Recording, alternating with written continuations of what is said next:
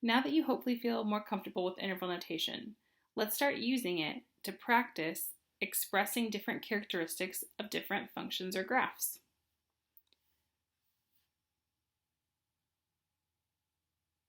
In these next examples, we're going to be talking about finding domain and range.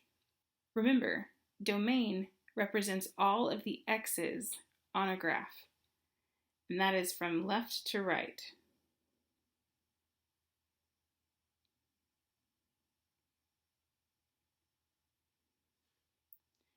Range represents all the y's, and that is from low to high.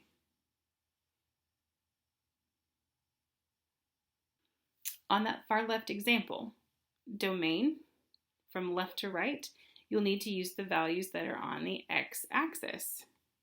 So our furthest left value is here. It has a closed circle, so it will get a bracket, and that is at -2 on the x-axis.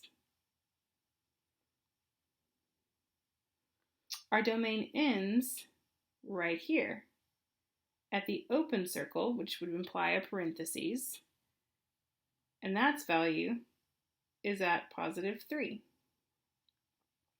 So the domain is -2 with a bracket, comma, +3 with a parentheses. All of the x's, the domain, is everything caught in between those two values. Now what's interesting is the y value, the range, in this particular example ends up being just one number.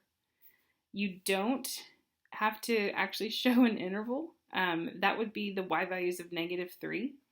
So there's a couple ways you could do this. If you really want to use interval notation, which it's not an interval, it's just one number, you would have a bracket around the number -3. That's the only number on the y. So is it a function? Yes. Is it a beautiful one? You're probably a little uncomfortable with it, honestly, just because it's only one number. Now, you could also have done this a different way. You could have done a set for set notation. So you could have put the range as the set of -3. Open set, -3, closed set, just to show that it's not an interval, it's just the one number. We would accept either one of these. I'm probably more comfortable with this one because it's not an interval, and that's what I would probably choose to do, but we're not going to scoff at that. Either way. Let's go to the next example. Now, from left to right. So, remember, your domain is your x, your range is your y. We're looking from left to right and then from low to high. If you do left to right and low to high, respectively, for domain and range, you'll always have the correct number order because it'll be from least to greatest, which is how we always write all of our stuff anyway when we're talking about interval notation and etc. So from left to right, our far left point is here, and that looks to me to be at +1. So we have a bracket, +1 with a comma. Our far right point is an open circle here, and on the x-axis, that is at +4. So my domain for this graph is bracket 1, comma 4, parentheses. It's every x caught between 1 and 4. Not including the 4 because it's not closed, it's open, therefore it's the parentheses. I think you've already got it. Okay, so the range, low to high. So the lowest point is here. That is not at 4 when you're talking about the range. That is at -1 because range is y, low to high on the y. The highest point is here, and that is at +3 on the y with a bracket because it's a closed circle. Let's try the next one. This is going to be a little bit interesting. This graph is not a fabulous graph. I wish this graph was drawn a little bit differently. You could go either way. Okay, so domain, left to right on the x. The far leftmost point is here. that appears to be at, is that -4? 1, 2, it's -3, excuse me. So the domain, no question, has -3 with a parentheses for its far leftmost point. This is where things get a little weird.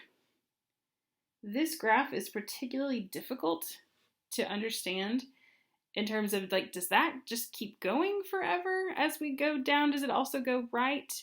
Or is it stopping and halting at 2? That's really kind of tough to understand how, like, and where the far rightmost point is going, because it looks like it's almost going vertical, but that's not normal behavior with functions. So we're going to go with what's normal behavior for functions. And even though this graph is kind of hard to decipher, we're going to say instead of it stopping at 2, as it goes down forever, it's also gradually, very slowly going right forever. And if it's going right forever, that means it's going to hit every x. That would be all the way to positive infinity on the x-axis.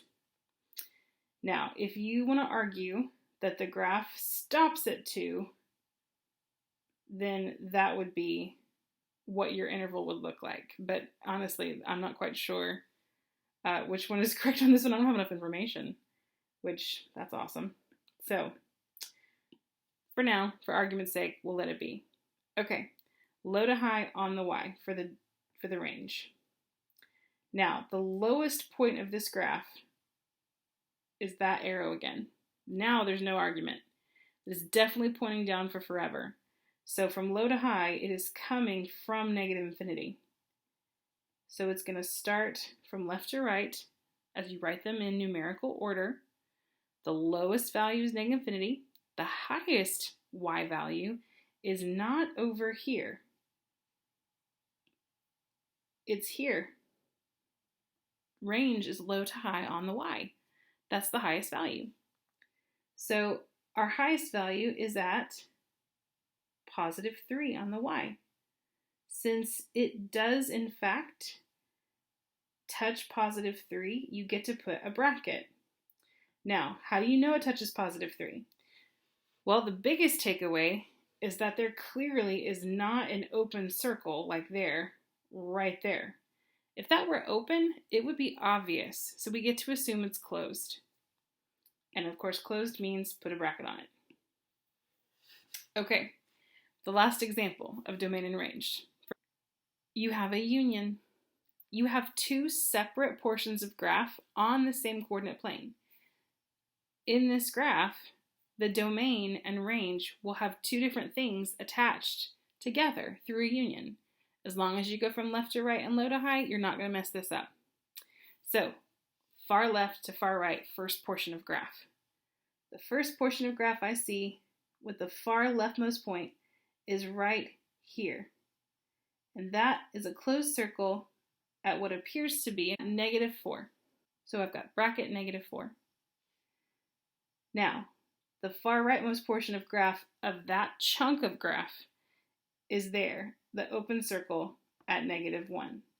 So you'll have -1 with a parentheses. Then we put our union and continue on. The far leftmost portion of the second half of the graph is at +1 with a closed circle. So it is bracketed +1. And the far rightmost portion of the second half of this graph appears to be at +4 with a bracket. Again, all of those were closed, so brackets, not parentheses. The only one that was open is the one that got the parentheses at -1. Your range on this one is kind of a weird one again. You're still going to go low to high. The lowest point of this graph is here at -2. So we've got a bracket at -2 because it's closed. The highest portion of that chunk of graph is here at +1. And here's where it gets weird. Like the very first example, when you do the union, you only have one number to connect with the first interval. That number is going to be 3 from the graph because that's the y value for the other portion of graph. So you've got the choice of doing just the set of 3 Or if you wanted to write it -2, 1, union, again, you would do just one number. I know a portion of that has an open circle, but since there's only one number, even though you have a domain that has an open circle, the y values for every point on this portion of graph are all just one number, and that number is 3. And you definitely hit 3 for the y value for all of those. If you hit it, you include it, which is why we have brackets on that interval.